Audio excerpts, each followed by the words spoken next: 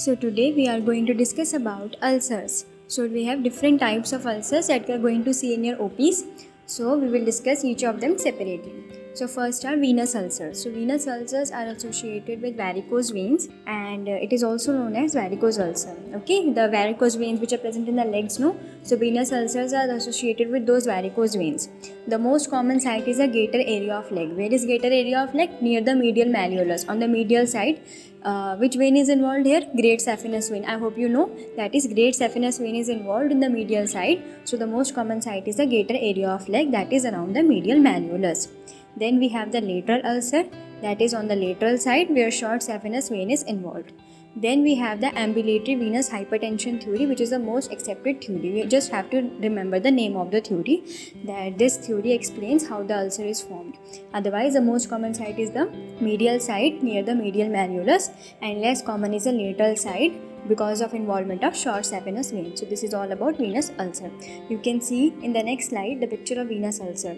This is on the medial side only. You can see varicose veins are involved here. This is venous ulcer. In the next slide you can see corona phlebistatica. So this corona phlebistatica and lipodermatosclerosis, these are certain conditions which predispose an individual to develop venous ulcer. So what is corona phlebistatica? That is fan-shaped pattern of telangiectasia. What is telangiectasia? Dilated veins. So some thread veins are there which are dilated. They will be seen on the ankle, on the foot, and you will see pigmentation. Means those veins will be, that area will be slightly pigmented because of the deposition of hemosiderin. So corona phlebistatica is basically fan-shaped pattern of dilated veins on the ankle near the varicose veins, and there is pigmentation due to hemosiderin deposition. In the next slide, here you can see corona phlebistatica. You can see these are dilated veins, that is telangiectasia, and you can see it is slightly brownish in color. This is because of deposition of hemosiderin pigment. So next slide is lipodermatosclerosis. What happens in lipodermatosclerosis? There is fat obliteration, means fat will get accumulated, and since there is presence of large amount of fat, so skin will be shiny and thin, and because the fat will be deposited, so the part where fat will be deposited will be broad and the part distal to it will be narrow, so it will give us an appearance of inverted champagne bottle. This you can see in the next slide. See, the leg is swollen in the upper part because of deposition of fat, and in the bottom part it is narrow, so it is giving us an appearance of inverted champagne bottle. This is lipodermatosclerosis. It is also associated with varicose veins and also fat obliteration, and it will further give rise to venous ulcer. Means this corona phlebistatica where there are dilated veins, and this lipodermatosclerosis where there is fat obliteration. Both these conditions will predispose an individual to develop venous ulcer. Okay, next is what are the clinical features of venous ulcer. So venous ulcer is usually shallow and it has sloping edges. Always remember, venous ulcer will always have sloping edges. What do you mean by sloping? Means there is a slope, there is a, you can say slanting, sloping edges will be there, and the margins will be pigmented. Which pigment? Hemosiderin pigment. And there will be pale granulation tissue in the floor, and base is formed by the underlying bone. The bone, whichever bone is present, that is the base which is forming the base. And in 30% cases, concomitant arterial and venous disease are present. That means both arterial and venous disease are present together in 30% of cases. Means venous ulcer is there, along with that some arterial disease is also there in 30% of cases. Okay, so how are you going to manage it? First of all, you need to educate the patient. He should elevate his limb so as to reduce the chances of further development of varicose veins. He should elevate his limb. Then elastic compression stockings. What are elastic compression stockings? They will put pressure. You can check the ABPI, and if it is 0.9 to 1.1, means if it is 0.9 to 1.1, you can apply a compression stocking which is applying a pressure of 35 to 40 mm of mercury. If ABPI is 0.5 to 0.8, means if it is less, so you have to apply less pressure because already there is less ABPI. So if you apply more pressure, then it will get blocked, that side will get blocked of blood. So 30 mm mercury, and if ABPI is very very less, that is less than 0.5, then you have to first revascularize it, then you have to apply compression stockings.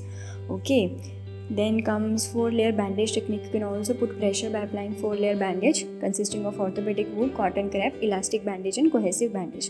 And you can put antibiotics for infection and pentoxifillin to reduce the viscosity. And last and all, you can go for a surgery. So this is how you are going to manage it. Actually, varicose veins are basically dilated veins, no? So you have to compress them. So you are using elastic compression stockings and this bandage techniques. You are using antibiotics, and to reduce the viscosity of blood flow, you are using pentoxifillin. So this is all about the management of varicose venous ulcer.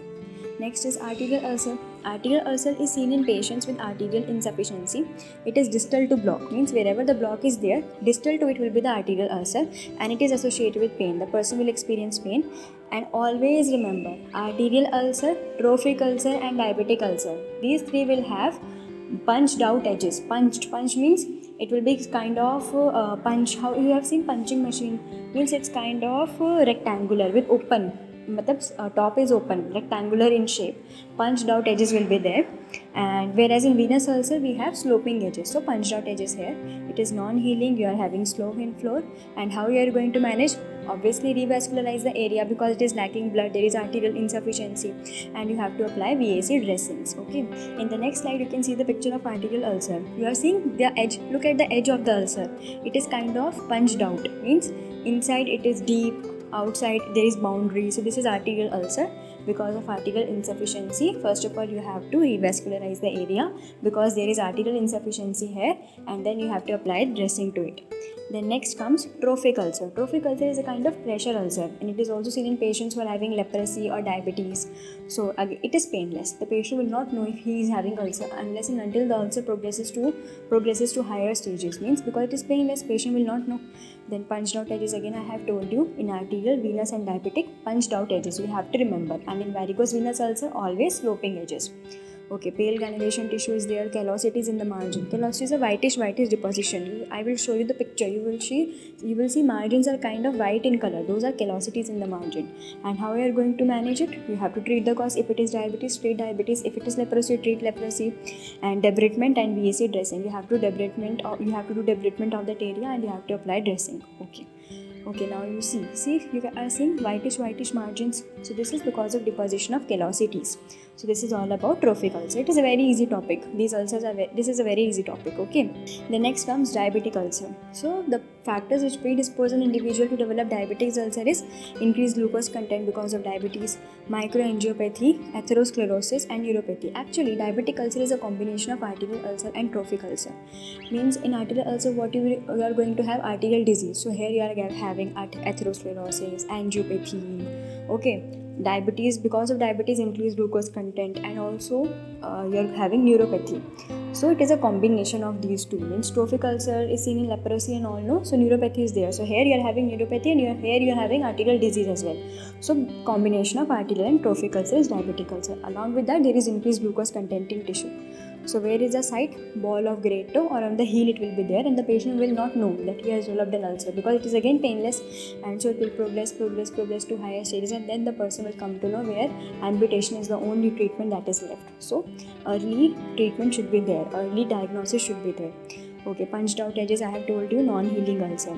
4 stages are there. Stage 1, you will observe slight inflammation in that area. If patient comes to know at that stage only and goes for treatment, uses treatment like antibiotics and all, you can stop the ulcer at that stage only. Otherwise, it will develop into superficial ulcer, then deep ulcer, and finally osteomyelitis, where only amputation is the treatment.